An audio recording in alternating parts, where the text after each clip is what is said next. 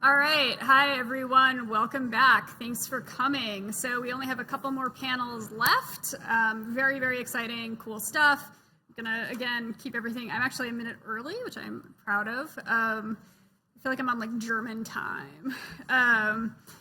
Anyway, so the next panel, or the next, it's a presentation. Presentation, yes. talk. Yeah. Presentation, talk, whatever thing we're up here doing. So this is really going to be cool. It's Accelerating Cognitive Processes with XR, a groundbreaking new XR infrastructure, which I'm fascinated to hear more about. So we have three great speakers up here. I'll let them introduce themselves. And yeah, let's kick it off. Okay. Yeah, Woo! Cue the video.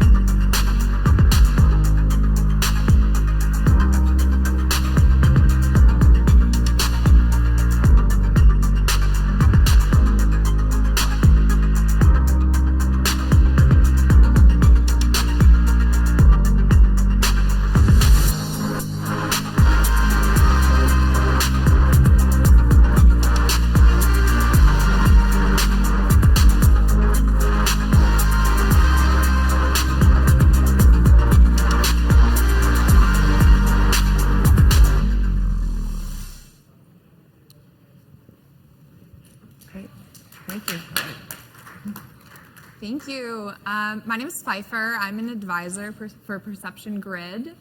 And we're going to be telling you a little bit more about what PerceptionGrid does this evening.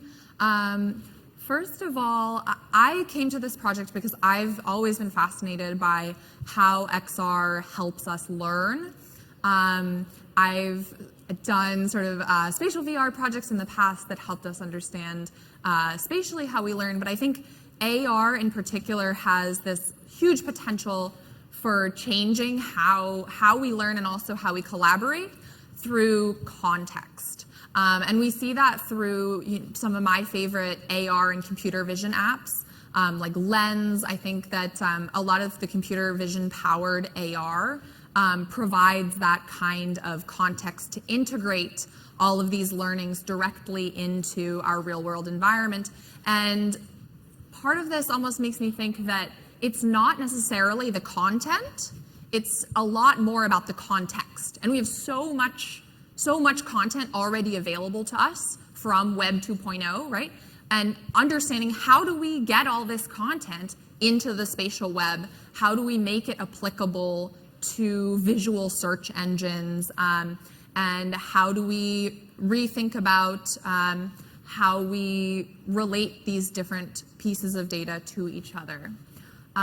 So I truly believe it's not necessarily about developing more content, it's really about understanding the relationships between the content that we have with huge media databases, whether that's training databases or other. It's really about understanding the relationships between that and being able to visualize them in many different ways, which you will be able to see on our demo on the show floor. And our approach to this is through what we're calling smart media databases. And smart media to us is really about being able to tag all types of media formats, ingest them, and tag them with different types of metadata that could be pretty much unlimited, and help us be able to visualize that in very different ways. So that could be through where it exists on Earth. It could be applying a computer vision algorithm to the database and be able to understand semantically what's going on within all of these different assets and sort it based on that. And finally, having this be accessible across all devices, I think is really key, because collaboration AR is awesome. We're going to want that. We're going to also want to be able to have it accessible across really any screen. And so essentially, we've enabled a tech stack that helps you not only ingest content and all of the metadata, tag it, and view it across any device and collaborate with that data. All right. All right. Hi, my name is Mario Kenyon, CEO of PerceptionGrid. I'd like to introduce you to our company. This is really kind of our first time kind of going out there. We're a very early stage startup. We're pre-seed, and we all got connected within the past year. So I'm going to give you a little bit about the backstory on PerceptionGrid. So in the beginning, we were simply interacting with live action video in a three-dimensional space. So what you're seeing right here is just a still image, but these videos are mapped to a 3D object. And we were able to manipulate them, connect them, tag them, and place them in a three-dimensional space. And we're consuming this just on our desktop browsers.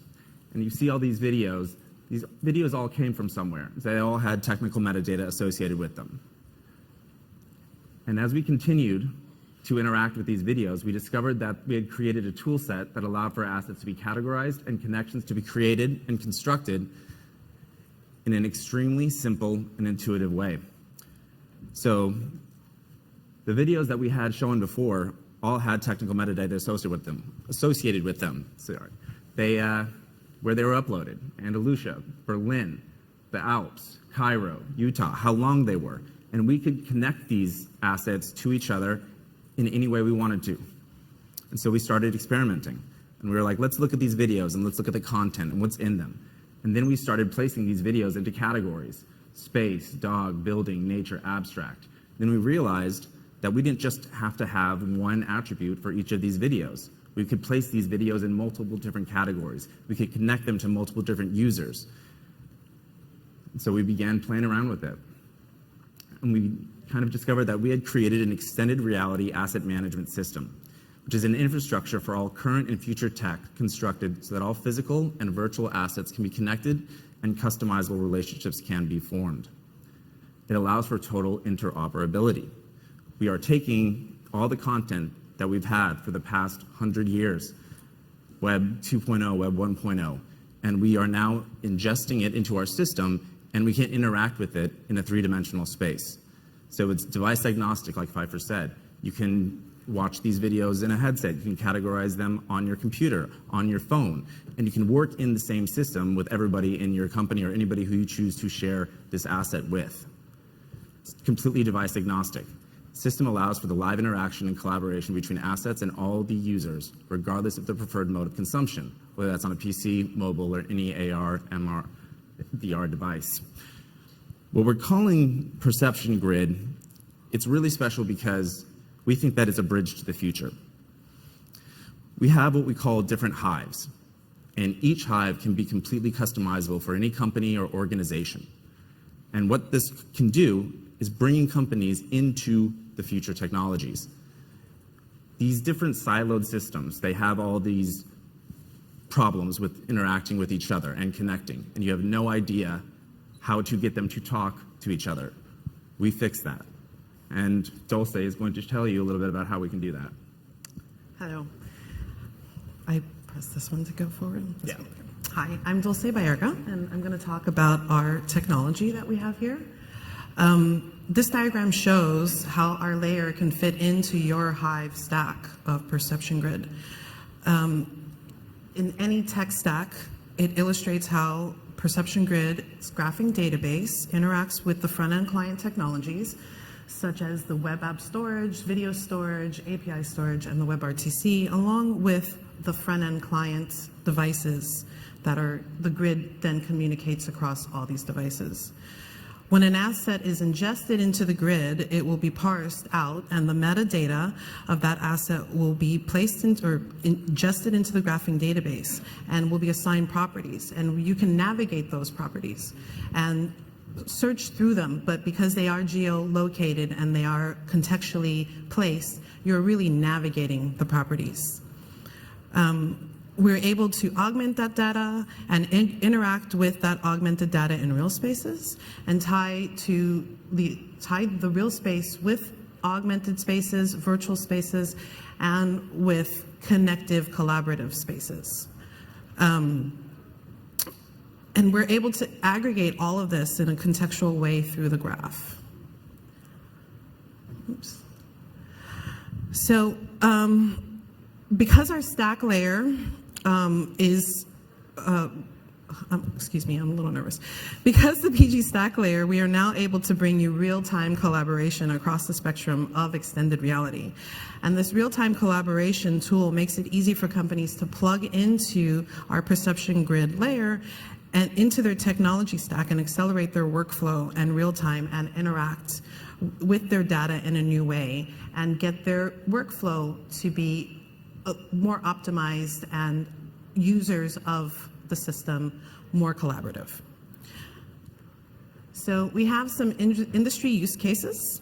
So we have a field service use case, which is emergency field service platform to access all relevant information and communicate with experts, which is the demo that we have on the floor with our windmill. We have a healthcare use case, securing real-time connections between patient and physicians in emergency knowledge sharing. We have entertainment, automatic B-roll curation, organization, and categorization. We have tourism. Cities can turn public spaces into living history books with contextual archival videos, future architectural visions, and user-generated content. Cities can also create event crawls around town to engage locals in treasure hunts and storytelling. We have retail use case, geolocating marketing through relevant push notifications based on a user's proximity to the brand's product or the location. And we have security, live feed monitoring, interactions, and digital scanning for various rooms and all physical assets. So one thing that we noticed is in working with all types of different media assets in the past, it was a very kind of basic structured way. And that's how we learned to interact and access files. But now, with this, we realize that we can structure the way that we interact with media in a more natural way, kind of similar to the way that the neurons are connecting in your brain when you think about memories. You're associating things with things that happened in the past. You're associating a memory with the last time you talked about it. This is how we can now recall and bring up different media assets and connect them to each other.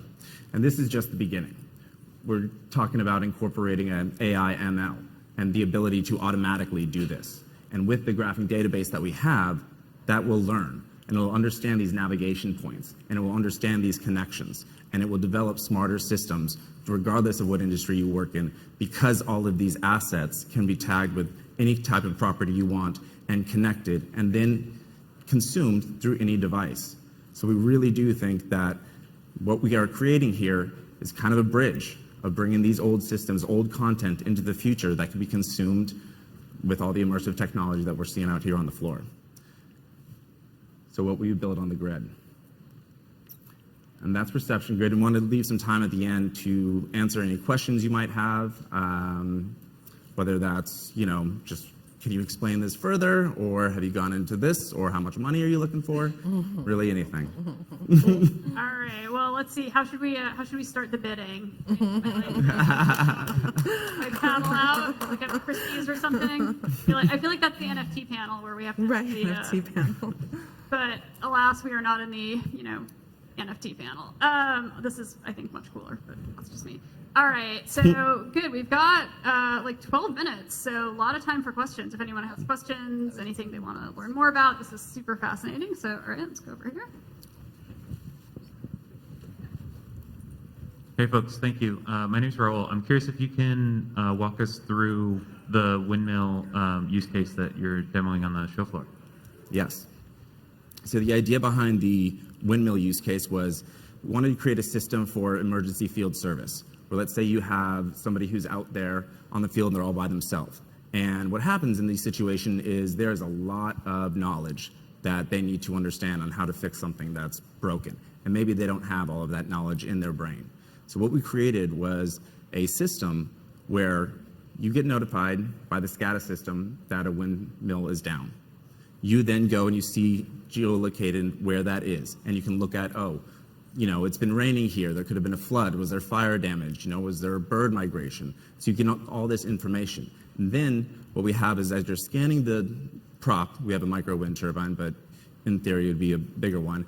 You can scan the different parts and all of this information, media asset, videos, tutorials, PDFs, all of this information is coming up explaining to you how it should be or what the potential problem is and how to fix it. And as you're going through this windmill, you're learning more and more and more in a more natural way. By looking at this particular spot, this is the problems that could happen. There could be a crack in the blade.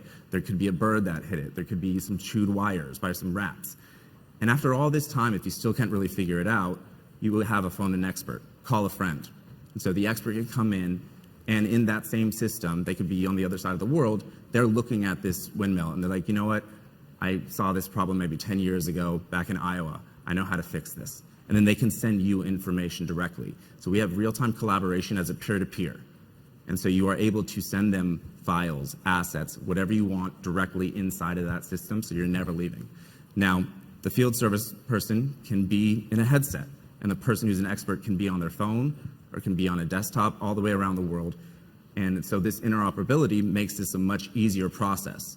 People back in the day, or still now, sometimes they have to carry these large textbooks out there on the field.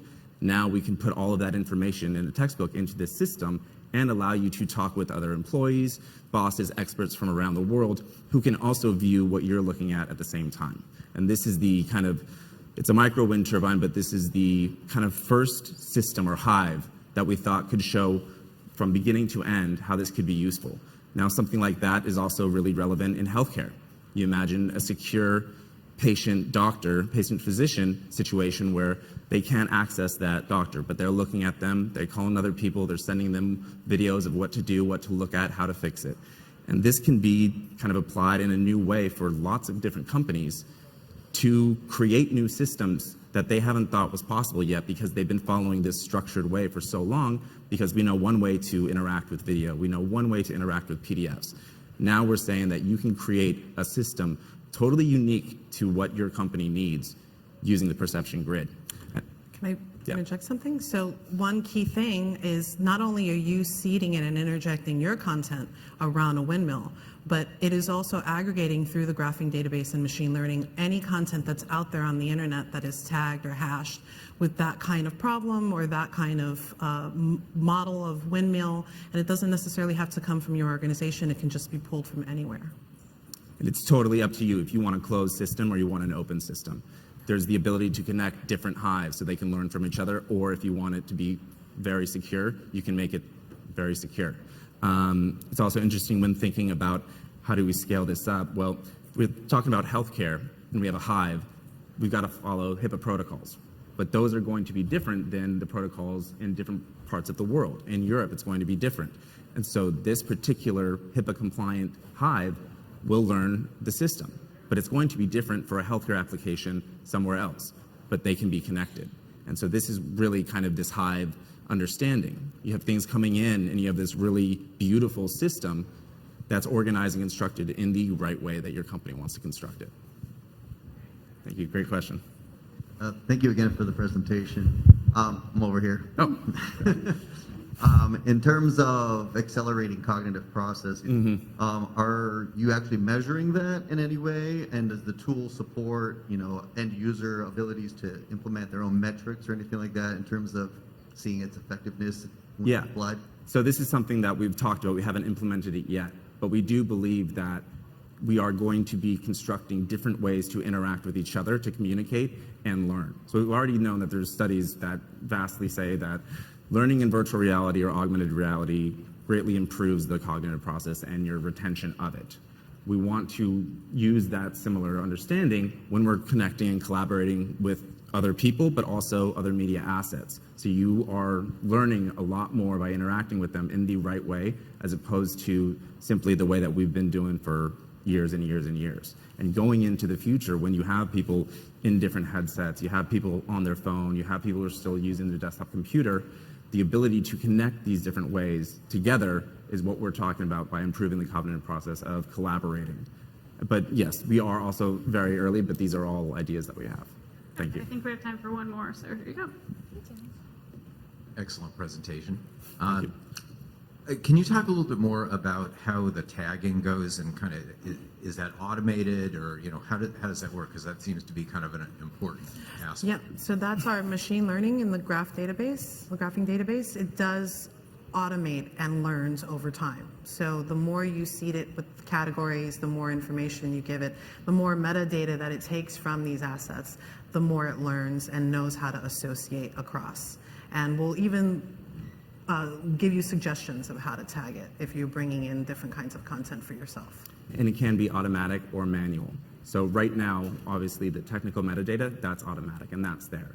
But we can also, if you want to, you can manipulate that on the client side. Obviously, on the server side, it's going to be static, but on the client side, you can change those things because this system is that flexible. You can also define properties that we haven't even talked about. An actor in a scene, the color green, that can also be automatically tagged as you're going through the example we had of B-roll. You can categorize it based on what you're looking for. You're looking for a color, you're looking for outside, you're looking for dogs.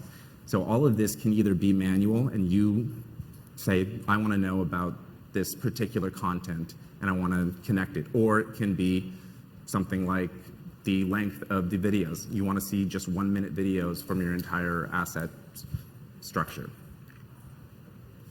Awesome. Well, thank you all so much for that. That was a fantastic presentation. Super exciting stuff.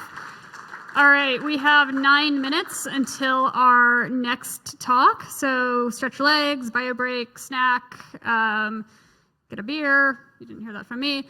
And, spice up the next couple Q&As. But yeah, thanks everyone again for coming. Thanks to the speakers, and we'll see you all back here at 5:05.